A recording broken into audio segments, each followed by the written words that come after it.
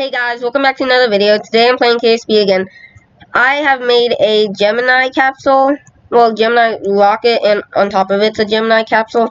So you can see that it has the two stages right here. It has about everything the real one had, not active anymore. The only thing it doesn't really have is these are two space shuttle main engines, because this is heavy. Okay. So, launching it, this will be in the description. Launching it is really simple. You just click space. You don't want to immediately start turning. You usually want to wait until you get about here and have fuel to start turning. Because the first stage doesn't have a lot of fuel, so it's more for the second stage you do. The second stage doesn't even have enough to get into orbit, so you can see now we're at half fuel. And also, I'm sorry if my mouse might not be in the correct spot. If it is in the correct shot, it should be on the fuel gauge, but as you can see, it's probably not. I don't know why. The software isn't really working correctly. So another thing you want to do is make sure it says prograde. You want it to try to stay prograde. It's because it will gravity turn itself, basically. And you can see how it's not much of an angle it's doing. So it's really simple ascent. Let's roll it so you can see that. Yeah, you can see Bob and Bill in there. They're having a happy time. So you can see we're almost out of fuel over here. And you can see that our apoapsis is still not that high, considering that we've been going at that angle. You want to maybe tilt it down a little bit, because usually you want this apoapsis about 70. You can see I'm going over, but it doesn't really matter the altitude you go at, because this thing has enough fuel. Oh, keep it prograde. So once you do that, you can eject that. That's just the aerodynamic cover. And I will just go aerodynamic cover. Yeah. So we're at a pretty high altitude. So what you usually want to do is you want to burn like this to get it more circular, so you have more time at your apoapsis. And we're not actually gonna use this engine to fully circularize, because we have another one hidden. So you can use up all the fuel you want, basically, because we have another one to do that. And you can see how we're just adjusting our thing to go lower, because you can do that because this thing has more fuel than it needs. So, and you can see how we're going at a decent altitude now. And now we can go prograde. So you can see that 400 meters per second is not enough to circularize. But the Gemini has a different engine, so this will get us almost circularized, but we just need to burn this engine for a teensy tiny bit to get it fully circularized. So we can do this to get this closer, but you can see now we're out of fuel. We'll eject that stage and fire up this. It's a small engine, so it's not like Sonic fast, but it has enough fuel to get yourself into orbit. It has plenty. It has 300 meters per second. So you can see on the dark side of the thing, I made this because the real one had like the shiny stuff, so it's made to keep it warm. So yeah, we have some reaction mode. So you can see how we're almost in orbit, and we still have a lot of fuel left. So that stage, this is also designed so you can dock with, like, if you build an Agena, or I might build that in the future and try docking. I've only docked once, and it was in orbit of the moon when I built a Saturn V, but I haven't made a video on that yet. Tell me if you want that. Oh wait, no, we want to burn up like this to make our apoapsis farther forward. Yeah, that's a technique that I learned a little while ago playing a game called Spaceflight Simulator. You might see it on my channel. It's basically a mobile KSP. Yeah, so you can see we're almost in orbit.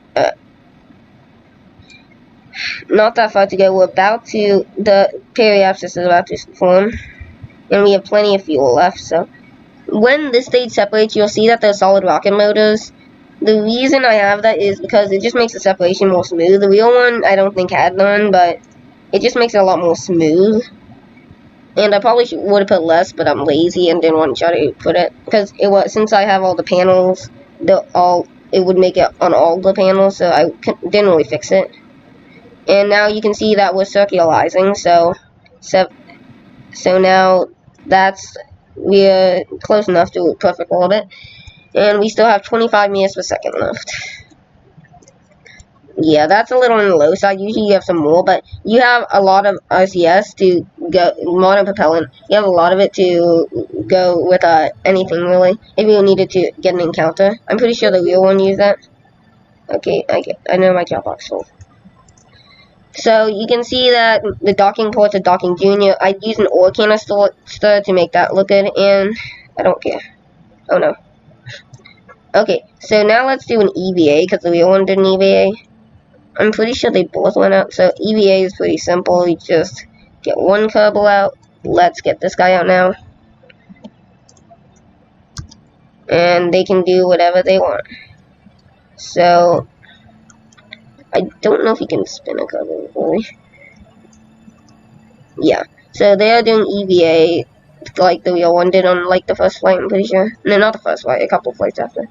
You can see that we're going to the booster, and we can do a couple orbits, and then we could go back inside. Let's grab it, and let's go forward.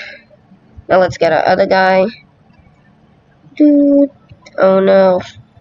So Jeb likes spinning for some reason. Jeb is weird. Jeb is super weird.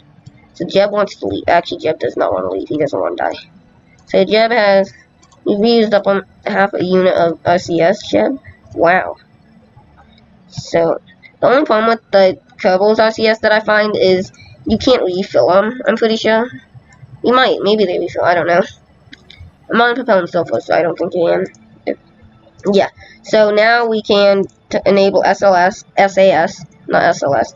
And once you want to deorbit, it's really simple. All you do is, like I said, there's some solid rocket motors to pull it away. And that's probably going to get itself into orbit. I could probably put less in there, but then you just fire up these engines to deorbit yourself. You can see how we have monopropellant, batteries, fuel cells, all that.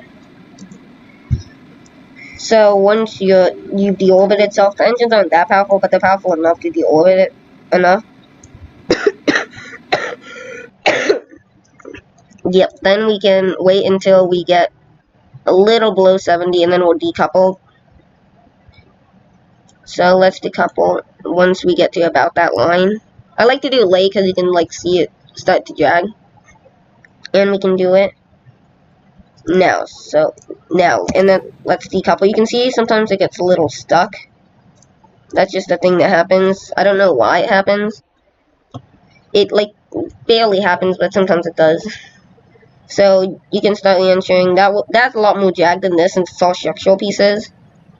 So that's going to go a lot farther away. We can start slowing down. Looks like we might land on that island. Probably not. Yeah, we're going to miss it. So we have a joke parachute and a regular parachute. Can't deploy them yet, but we'll deploy them in a second.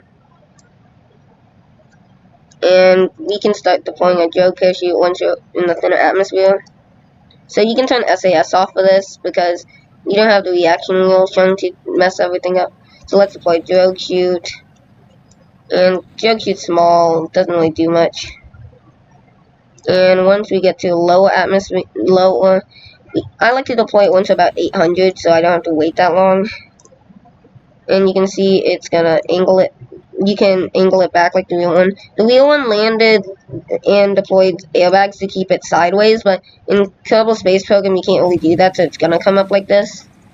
And the windows are gonna go under. Wait, does he see water? Yeah. I really like how they detailed this, except the low quality panel right there. So, thank you guys for watching. Like and subscribe, and see you in the next video. Bye.